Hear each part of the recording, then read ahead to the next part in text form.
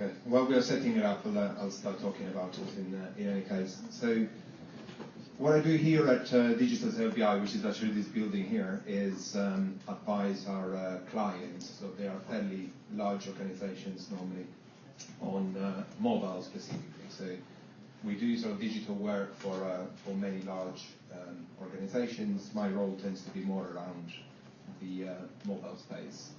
And what I'm going to talk about quickly here today is the Internet of Things, because actually, when it comes to a digital agency, mobile is probably almost the sort of the early child of the Internet of Things. We are the people that get involved in those conversations. So bear in mind that I come at it in a sense from a technology perspective here. I'm not a policy maker, and I don't really look into society that much. I'm more sort of busy making money for big corporations, in a sense, I'm afraid. But I thought what would be interesting to do would be to actually look at what the current reality is of the Internet of Things, not so much the vision in the long term, but what are the initial signs of it that we see with clients and the work around. So I'll start with mobile as it is. So what is new in mobile? These kind of things, so the iOS 7, the new pretty design that Apple have put into the iPhone, or the iPhone 5S and whatever other technology is, tends to be what grabs the headlines. But actually, what is interesting as a bit more of a geek and technologist is to look at the list of new features that are in iOS 7. I'm not sort of going to give you a sort of lecture on iOS 7, but I picked 3 of them because I think they're kind of relevant to what we are talking about today. So one is multitasking enhancements. So this is something that is just happening on everybody's phone nowadays. They have just changed the way apps can behave when you're not actually running them. So what this means is that from now on, your phone will, your iPhone in this specific case, will decide will monitor when you're using certain apps and when you're connecting online, and on that basis will decide when other apps that you have already installed are allowed to download a lot of data on your behalf. So there is a lot more happening on the little thing in your pocket than what you are sort of aware of simply because you're running the particular app. So kind of interesting background things. The other thing that is probably a little bit, probably more people have noticed, but it's kind of interesting, is peer-to-peer connectivity from devices. And this is a lot closer to the Internet of Things and the connected city, in a sense, in terms of what we're talking about.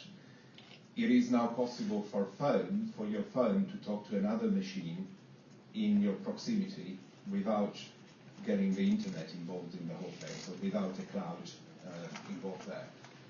The initial sort of thing that we are seeing is what Apple call iBeacons, which is basically little, fairly cheap transmitters that will simply tell your phone that you're in the proximity of something, of an object in a very sort of small radius. So the classic case that you have here is somebody walking in front of a particular desk in a shop, and that desk effectively will the app in your phone reacting to exactly where you are and giving you some information on the product you may be staring at.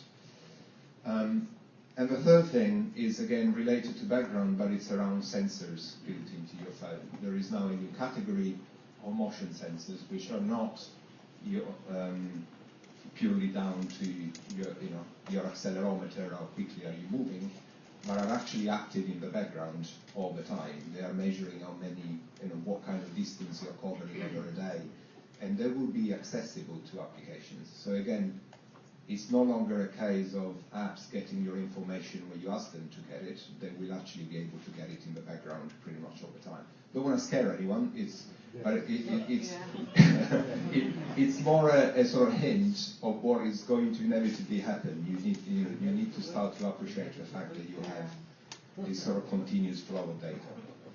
Now, what that means, and I'll sort of switch over to Google just not to be completely Apple-centered, is that we're in a way moving from our mobile experience being about the now, what is happening now, to the next, as in predicting our behavior and what we want. So, Google Now, which is a sort of funny name for it, is actually about that. Traditionally, you will be using your Google Maps app when you need it to put in your origin, destination, and working out your route. What you can do now is actually not even bother doing that, because Google already knows where it is that you want to go, because it's been keeping an eye on where you usually go at that particular time of the day, or because it has got access to your calendar.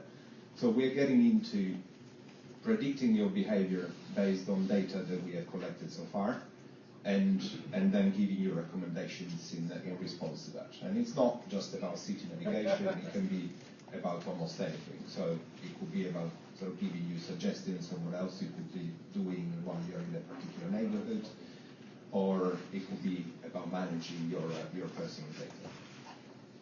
And there is a bit of a warning with that, which is that actually our track record in technology in actually getting predictions right is pretty poor. I mean, everyone can probably think of people who have got lost, or lorries that have got stuck in, trying to sort of navigate their way through the countryside or through narrow lanes, simply because the system got it wrong. And what we're dealing with now is something that is, in terms of amounts of data and complexities, is a lot more complex than navigating through a road map. So the next bit, briefly, about the Internet of Things itself. So the other bit of it, in a sense, what happens when our phones or different machines start to talk to each other.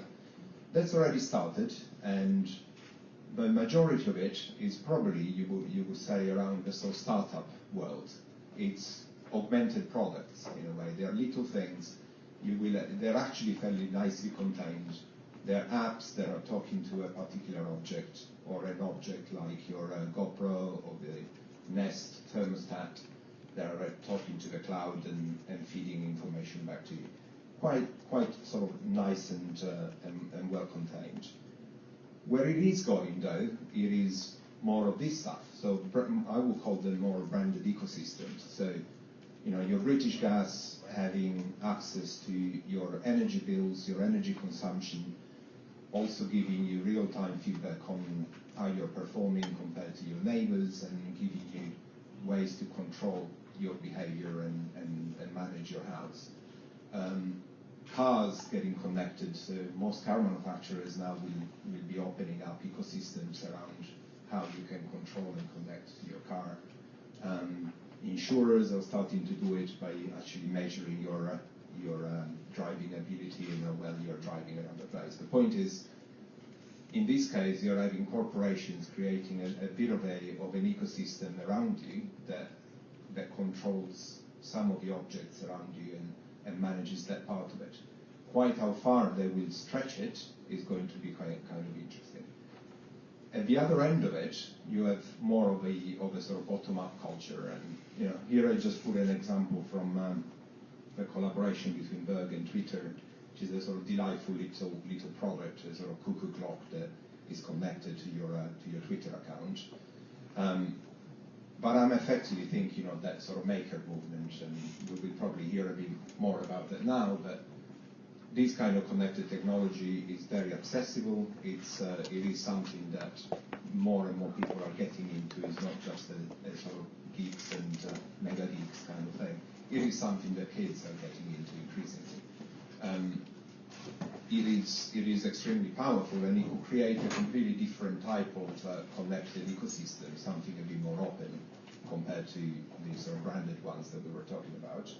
And it's not necessarily a sort of DIY sort of small guy thing. You can also start to organize it. I thought this was an interesting example because it's using drones, which are, in terms of PR value, they are pretty low. But actually, in this case, they have organized a fleet of drones to fly around the Matterhorn so they can create a 3D map of the mountain. And there are similar examples of drones being used to sort of research for turtle population in a few islands and that kind of thing. But again, this feels to me very kind of bottom up in a way, and very open. So the final point and the final question will be, from my perspective, what I find interesting in that contrast between the sort of branded ecosystems and the bottom one ones is, who are you actually going to trust? Because at my heart, obviously I prefer the latter, the sort of bottom-up, the open system. But actually, when you look at what happened in mobile, what is happening in mobile between Android or Facebook, is that actually you start to get things that, most people probably will accept that application. And then when you actually look at the detail, you're thinking, hold on, these guys are going to be looking at my browsing history. Why do they care? Why do I want to give this information? So open systems are great, and they will be great, but actually they open up that issue around how do you create a trusted authority that they will let you manage them. And I think that is it. Yes.